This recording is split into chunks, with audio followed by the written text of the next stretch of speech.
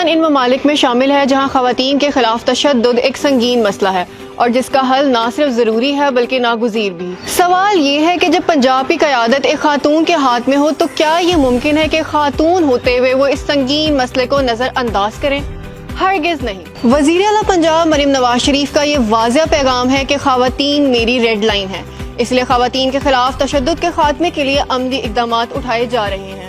وزیر اعلیٰ پنجاب مریم نواز شریف کی ہدایت پر وومن ڈیولپمنٹ ڈپارٹمنٹ نے 16 دن کی آگاہی مہم کا آغاز کیا۔ اس مہم کے تحت پنجاب کی مختلف عمارتوں، وابڈہ house, Punjab assembly, town hall, G P O, Shahrah Quaid اعظم، پی سی اور ایل ڈی اے کو نارنجی رنگ سے منور کیا گیا۔ نارنجی رنگ دنیا بھر میں امن اور خواتین کے لیے ایک روشن اور تشدد سے پاک مستقبل کی علامت ہے۔ ان 16 دنوں میں مختلف سرگرمیاں جن میں سیمینارز، ورک شاپس اور آگاہی سیشنز منعقد کیے جائیں گے۔